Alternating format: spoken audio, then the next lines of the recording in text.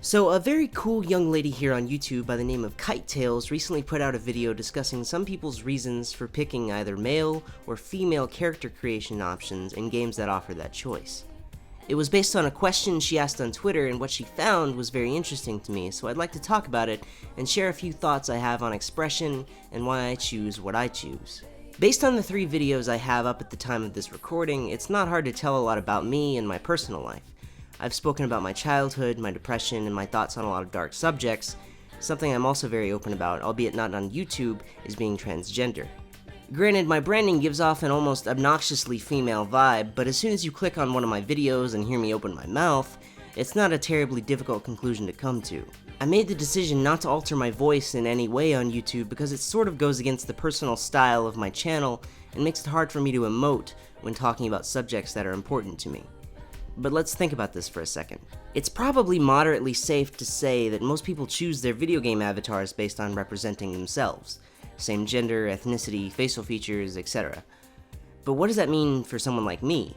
Someone who is, in a way, both genders simultaneously. If I can look like this some days, and like this on others, what dictates my decision in an avatar? Do I go with something I identify myself with on a mental and emotional level, and something I strive to be? Or do I try to emulate my general physical attributes which, much to my dismay, are male?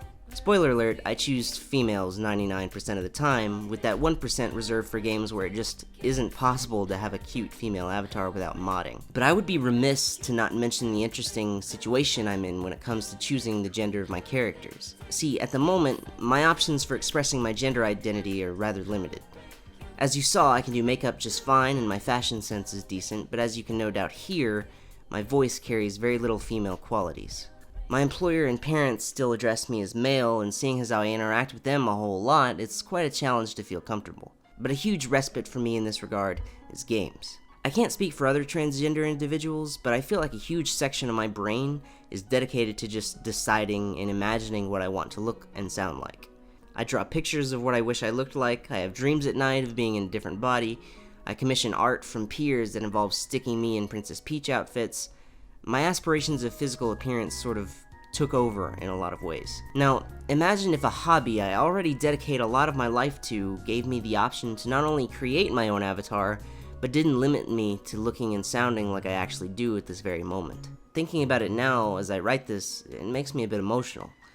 When I was younger and I'd watch movies, I'd play pretend and imagine myself as brooding heroes with sunglasses and sleeveless shirts, but now, in a somewhat more mature way, games offer me that same sort of satisfaction. Only now it almost seems necessary for my well-being. If you're unfamiliar with transgender lifestyles or plights, there's something a lot of us go through called gender dysphoria. It's described as the condition of feeling one's emotional and psychological identity as male or female to be the opposite of one's biological sex. Pretty simple, except it's not. It's difficult to understand, even for myself, and poses immense challenges for day-to-day living for me personally, especially when compiled with my already discussed depression, anxiety, and general lack of quality health right now. What games offer me is a chance to escape that to an extent.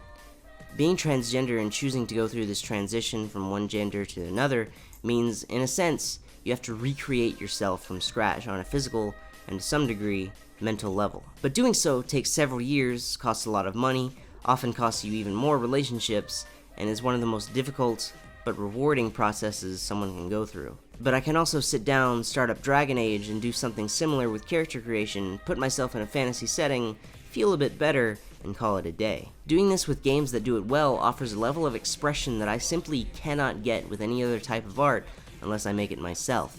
Almost to the point that it feels like an extension of my inner thoughts and feelings rather than simple expression. I can watch a movie with a great female lead and pretend to be more like her, or aspire to be more like her, but I feel like that's more relating to the art than interacting with it in any sort of significant way. Making a character an extension of who I want to be, with who I want to be taking up such a large amount of my thought process, makes me feel like I'm not only helping the art grow, but like I'm growing with the art. I'm reinforcing this idea that who I want to be is a female by getting a tangible image of what a female me may look like. This will always be more accurate in terms of what I'll eventually look like as a girl, but it's also, in my current mindset, not far enough from the male me in terms of how I look, so it's not good enough. But my Dragon Age or Pokemon character is more accurate to the dreams I have, or the drawings I do, which makes them more inspiring to me. Putting on a dress and makeup makes me feel better and cuter and more at home, but there's absolutely a place for the inspiration and drive I get from making these characters. And what I find to be even more interesting is that without games, I may have never even realized that I want to be female. I started choosing the female option in Pokemon for some unknown reason back when Black and White came out, and about 3 years later, I went from Nick to Emma. I found myself more and more attached to female body types and aesthetics and wanted to learn more about makeup and clothes as a result. Realizing I really liked Princess Peach and thought her to be the cutest damn character ever conceived gave me the ultimate push I needed to face myself. I found her cute, and not in the way I found a crush cute. Cute in the sense of, wow, I wish I could pull off that dress. What did I just say? Do you get what I'm saying? I have video games to thank for helping me realize such a drastic change in myself needed to be made, and I'm much happier for it.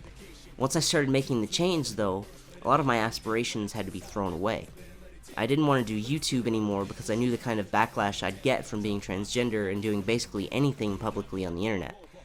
And I've already gotten some of that, but I have awesome women on YouTube like KiteTales herself and Tamashi Hiroka for helping me realize it just doesn't matter because I offer something interesting to say, both regardless and because of my gender identity. Games and character creation are going to get better, and I shudder to think of how it will feel one day to put on a VR headset and see myself in the body I wish I had. I can't imagine what it'll be like to import my dumb face into a game and paste it onto a body as voluptuous and curvy as I want. But I'm most excited for character creation to go back to being simple expression for me rather than extension, because I'll have made it to the body I want. And I have games, the people that make them, and the people that talk about them to thank for me finding myself and having the courage to do something about it while also doing what I love to do, which is talk about it all like I'm doing now. KiteTales' poll found a lot of guys who choose female characters enjoy doing so because they like looking at hot girls in games. And there's not really anything wrong with that, but I encourage you to leave your comfort zone for any reason. It can teach you a lot about yourself, and maybe even give you a new outlook on what it means to be who you are, or who you aren't, in a fictional space.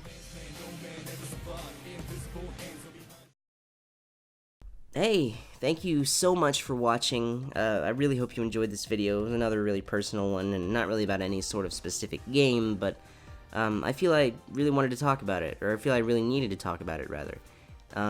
It's a very big part of who I am, and it's something I really want to be open about here on YouTube, and thank you to KiteTales for doing this poll and letting me use some of her data and talk about her and what she found.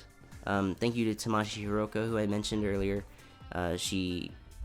She made, she really helped me, as far as inspiration goes, sort of do this. So yeah, thank you guys so much, and of course, thank you so much for watching if you did and made it this far. Have a great day, and please remember to smile. And last but not least, thank you so much to Anthony Rodolfi for being my first and so far only patron on Patreon. I really appreciate it, man. Have a good day. Peace.